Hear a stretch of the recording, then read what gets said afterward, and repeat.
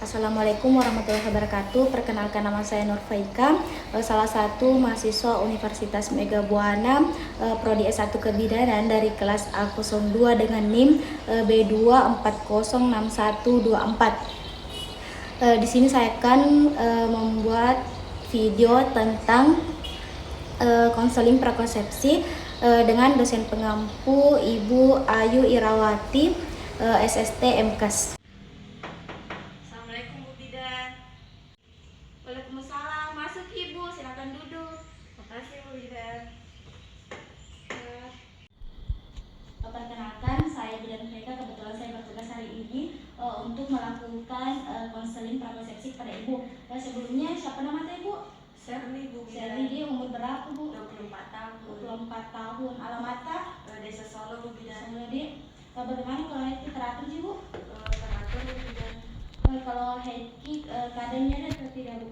Kadang-kadang Bu Bidan. Sebelum lebih lanjut, di sini saya akan menjelaskan apa itu prakonsepsi. Prakonsepsi adalah masa sebelum hamil. Periode ini merupakan masa yang tepat untuk mempersiapkan kehamilan, dan kita harus mengetahui masalah sebelum hamil dan dampaknya seperti anemia atau kurang darah. Anemia itu kurang darah, dan normalnya yaitu kurang lebih dari 12, dan dampaknya itu perdarahan, persalinan, dan prematur BBR, berat badan lahir rendah. Dan yang kedua yaitu kekurangan energi kronik, yaitu lingkar lengan atas kurang dari 23,5 cm, dan akan berdampak berat badan lahir rendah. Dan yang ketiga itu kegemukan juga tidak terlalu bagus, atau IMT yang lebih dari 25, dan akan berdampak begigian, yaitu berat badan lahir lebih dari 4.000 gram. Dan keempat yaitu tekanan darah. Tekanan darah itu hipertensi, yaitu tekanan darah yang normalnya 120/80, dan akan berdampak kejar kematian ibu dan janin ketika tinggi ataupun rendah. Dan kelima itu kurangnya asupan folat, yaitu dampaknya cacat otak atau fisik janin. Dan kita harus tahu yaitu apa saja yang kita harus dipersiapkan pada saat sedang hamil, yaitu satu, menjalani pola makan sehat dengan gizi seimbang. Kedua itu menghentikan kebiasaan tidak sehat, cek kesehatan dan persiapan ekonomi, psikologi, dan update pelayanan kesehatan.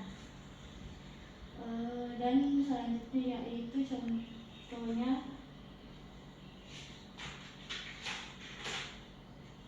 yang memperbanyak makanan sayur buah, biasakan konsumsi aneka bahan pokok, batasi konsumsi pangan manis, asin dan berlemak. Biasakan sarapan pagi, biasakan minum air putih yang cukup, dan biasakan membaca label pada kemasan pangan, dan mencuci tangan pakai sabun dan dengan air yang mengalir. Dan yang terakhir itu lakukan aktivitas fisik yang cukup dan pertahankan berat badan.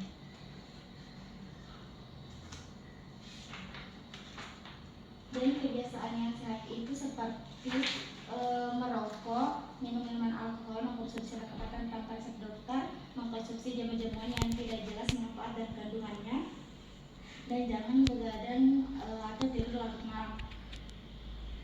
Dan kita juga harus tahu cek kesehatan saat sebelum hamil, yaitu kita harus melakukan TTP, yaitu tekanan darah, suhu, nadi, dan pernapasan. Dan yang kedua itu riwayat kesehatan reproduksi. Dan yang ketiga itu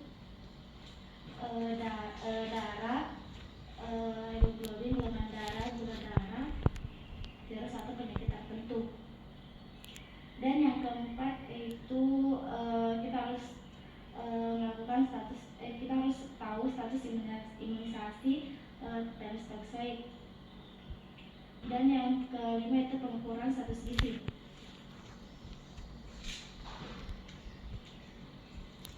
Dan yaitu selanjutnya itu persiapan ekonomi psikologi dan update informasi kesehatan, yaitu asuransi kesehatan, informasi pertahanan kesehatan untuk memeriksakan kehamilan, mencari informasi seputar tahapan kehamilan dan persalinan, dan persiapan finansial.